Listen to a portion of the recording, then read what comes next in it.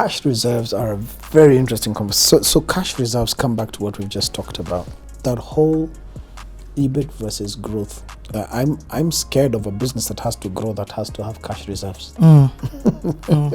Because are you then growing at the right pace? Are you... So, and that's why I'll tell you, Richard, I've seen a very fundamental difference in American money versus European money in terms of investment versus African money. Yep. Yeah. And then what African demand cash reserves. Yes. Yes. Africans demand cash reserves. How much money do you have in the bank? Which is good. You need to know that, because there are things you have to calculate when you're looking at your business. You have to understand what your cash burn ratio is, right? How much cash am I burning? When am I going to run out of money? So if I'm going to have a Series A by December 2022, do I have enough cash that the business is generating to keep the lights on until that time? Secondly, also when you have cash burn and an investor smells desperation, is also not a good thing. So sometimes you need to approach an investor not when money is finished, when you still have some surplus. And the conversations are very different. So I love what you're saying there, and I think that's worth repeating. The desperation from an entrepreneur when there's cash burn and lack of reserves, how you approach the investor is very different from when you've got when you're not in a desperate stage. Your disposition when you're desperate is different from your disposition when you can hold on for a year. And most of these guys can smell it. Put all the smiles you want, they can smell it, they can sniff it. In fact, some of them are called sniffers. They can sniff that desperation, and that means they can get you to dilute a lot more than you need to. So, and to preserve cash burn, you may have to make tough decisions. You may have to make decisions about layoffs. You may have to make decisions about, so what's your team structure like? I'll tell you a mistake a lot of people make when they raise money. They employ a lot of people. I've become very slow at employment. Very slow. I mean, I've refused anymore to have this, I'm not the savior of the world. And I just want to say that in the most polite way I can. I'm not looking for any award of the largest employer of the globe, award, because sometimes entrepreneurs have to differentiate between their charity preferences and running a business. And you can't employ everybody. You just can't. And so are these lessons that you're currently building a different business right now? Is this lessons that your previous business taught you? Did you take that approach with the previous business? I appreciate everybody that I've been able to help and build and grow, but I also realize younger people have a temptation. Every time there's a problem, sometimes people want to fill that problem with a person. And you might want to hire smarter than hire faster. Because and even styles of hiring. Is this person really worth their salt? Why start them off on a permanent contract? Kenya is not friendly to employers. I'm telling you, when you hire someone, and a lot of countries in Africa, right? In America, I'm allowed to fire at will. But you try that stuff here, you'll find yourself in all manners of tribunals. In South Africa, you can hardly fire a house help. So before I give you permanent contracts, what are my legal options? So I'm dealing with cash burn.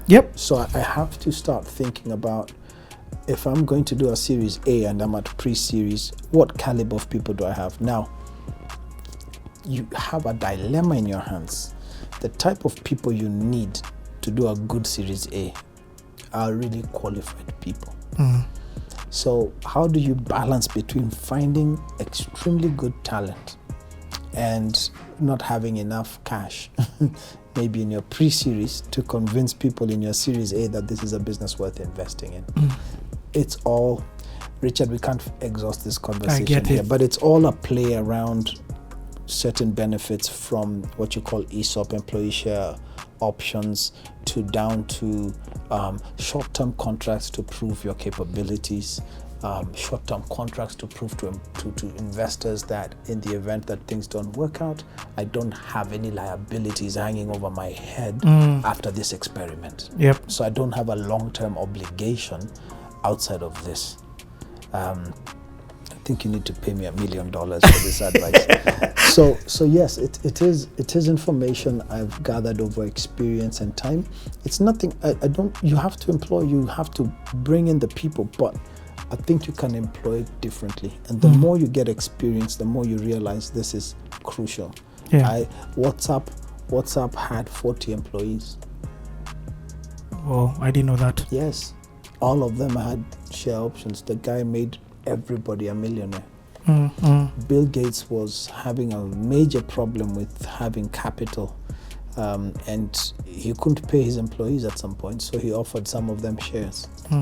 Half of them agreed, the other half said no. Well, someone is smiling right now and someone is pissed.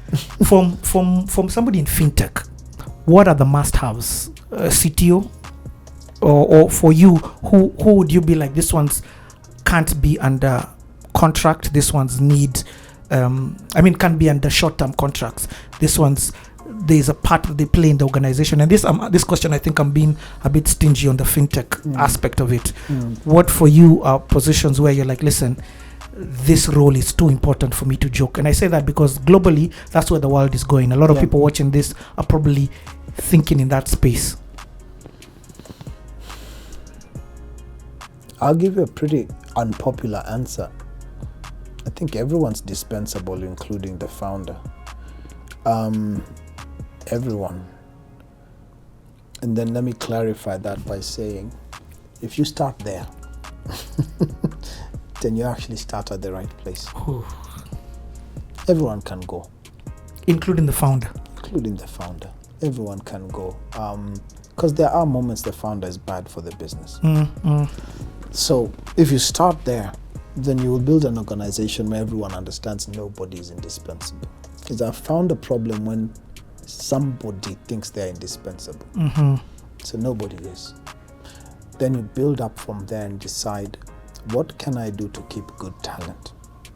With it understanding it can go. Because when you're beholden to someone, but then when you finally discover then who must stay, I've found certain things to mean a lot, from share options to salaries, office culture to... No, actually, I've found salary is not such a big lever. Okay. It's what most people think. And I'm of the school of thought that if you can't buy into the vision I'm building and what you want is a big salary, then maybe this is not for you.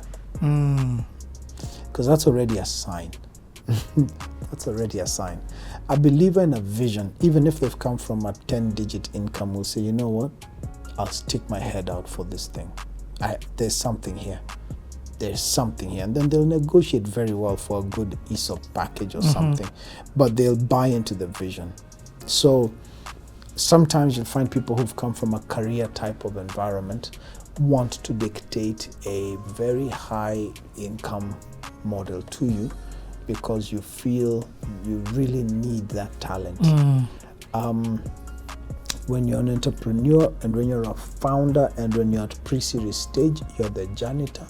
You're everything. You're everything. True, so I agree. Don't allow anyone to hold you hostage around the whole aspect of, you have to pay me $300,000 a year. I can't afford you. It's been real.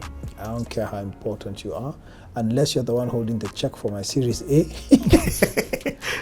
Let's just meet later. I can't afford you. And do investors come in with condition that a certain CFO comes into the company, and this CFO thus demands a certain salary? I mean, you're talking Series A, Series B, type of conversation. Oh, but okay. at pre-series, not necessarily. Okay. Not necessarily. And if you have such an investor at pre-series, you need to be worried. Okay. You actually need to be worried, because whereas I can understand that there's such a desire, you need investors who back you, the founder, and put into play all the necessary accountability structures and governance structures that give them comfort about uses of capital and all that. But the moment anybody wants to begin driving the business at pre-series stage, you're done before you started.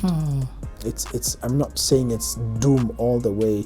Some people could make it work, but honestly, you can't be micromanaged at pre-series stage. You're already dead then, because things will change. What you thought you'll build will change. How you thought you'll make money will change. You need to be allowed some room for that change to happen, and people have to have some patience with you as you build that. The moment that's out of the window and you're being told, that's Series B type of conversations. At Series B, you've got people with a lot of weight that are saying, don't change course. And if you do, there's some punitive ways we will deal with you. That could be if you didn't also put the right founder protections at the beginning. So I don't think it's a fair thing for an investor to come at that early stage and start telling you, I want to know how much you spent on this computer. It happens. I want to know, how much toilet paper you're buying. I want to know how many pens you people are buying. You have a board meeting. Allow me to give a finance report. If not, get out of the kitchen and let me find another investor. And this has frustrated a lot of Kenyans and a lot of African startups, because sometimes you're so desperate for your idea to work, you take money that just torments you. I've done that before and never do it again. Ooh. I think the magnitude of this conversation is beginning to dawn on me. And it actually brings me to my next question. You've mentioned the word unicorn a lot. So from a dream perspective, from somebody who's setting up a business, from somebody who's starting a business, where do you break the limitations of for you to even dream of a unicorn? For those who don't know what a unicorn is, he said it before, it's $1 billion business. Somebody who's seated here is having the conversation, and I actually believe that's what you're in the process of building. So where does your mentality get to, that even at the beginning that you are able to have that dream without it being a fantasy?